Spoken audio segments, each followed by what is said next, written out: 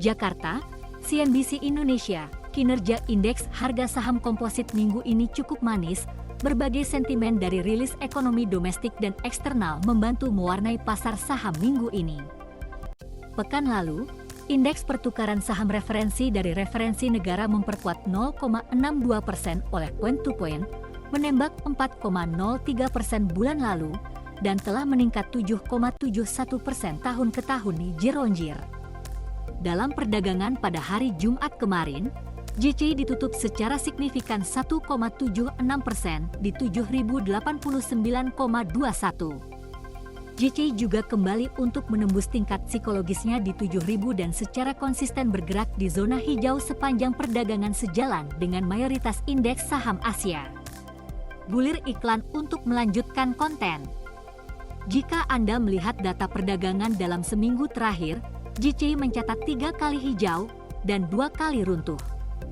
Di mana koreksi paling parah terjadi dalam perdagangan pada hari Kamis dengan melemahnya 1,45% untuk mengikuti bursa efek Amerika Serikat yang runtuh lebih dari 2%. Selama seminggu, nilai transaksi JCI mencapai 50,2 triliun rupiah. Sayangnya, investor asing mencatat aksi penjualan bersih sebesar 314,81 miliar rupiah di pasar reguler minggu ini. Sentimen drive JCI minggu ini sangat beragam, ada berita bahagia tetapi ada juga sinyal negatif yang pada akhirnya membuat peserta pasar khawatir. Pada awal minggu, JCI sangat bersemangat untuk dipicu oleh sentimen positif dari pelepasan data dari pertumbuhan ekonomi negara itu pada kuartal ketiga tahun 2022. Badan Statistik Pusat mengumumkan realisasi pertumbuhan ekonomi Indonesia atau Produk Domestik Bruto pada kuartal ketiga 2022 adalah 5,72%. Realisasi ini dipengaruhi oleh beberapa indikator. Surplus saldo perdagangan Indonesia AS 14,92 miliar dolar selama Juli-September 2022. Ini didukung oleh lonjakan ekspor batu bara, minyak kelapa sawit dan besi dan baja yang dipengaruhi oleh kenaikan harga internasional. Mobilitas masyarakat juga semakin pulih dari pandemi COVID-19, ditandai oleh pengembangan jumlah wisatawan asing yang tumbuh 10.746,2%. Gerakan JCI semakin cemerlang pada akhir pekan yang dipicu oleh kabar baik yang berasal dari Amerika Serikat. Inflasi yang merupakan masalah yang sangat serius akhirnya mengalami penurunan yang tajam.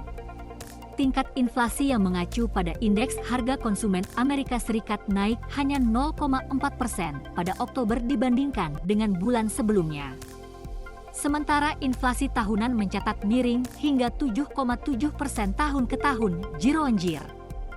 Sedangkan inflasi inti tumbuh 0,3% NTM dan 6,3% year on year.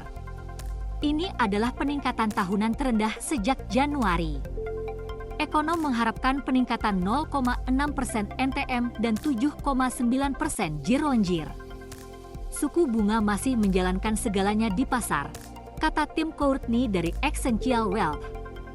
Dengan penurunan angka CPI hari ini, pasar sekarang bertaruh dengan sangat jelas bahwa mereka berpikir kenaikan suku bunga akan segera berakhir.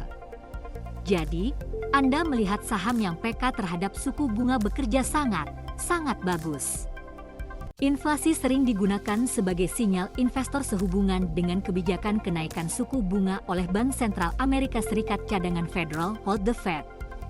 Ketika inflasi saat ini mulai dingin, harapan bahwa The Fed akan mengurangi karakteristik kekuatan. Tak lama setelah pengumuman inflasi, peserta pasar memperkirakan bahwa Fed akan menaikkan suku bunga patokan sebesar 50 basis poin, lebih rendah dari sebelumnya, 75 basis poin. Menurut perangkat CME FedWatch, peluang Fed untuk menaikkan suku bunga sebesar 50 basis poin memiliki peluang besar dengan 85,4%. Sedangkan peningkatan 75 basis poin sebesar 14,6%.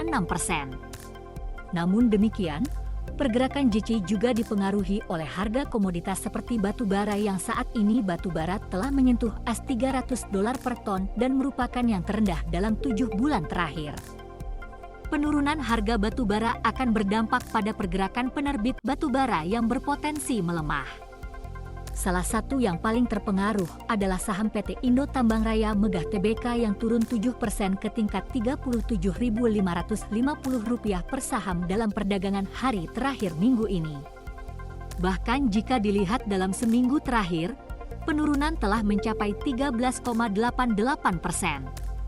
Tim penelitian CNBC Indonesia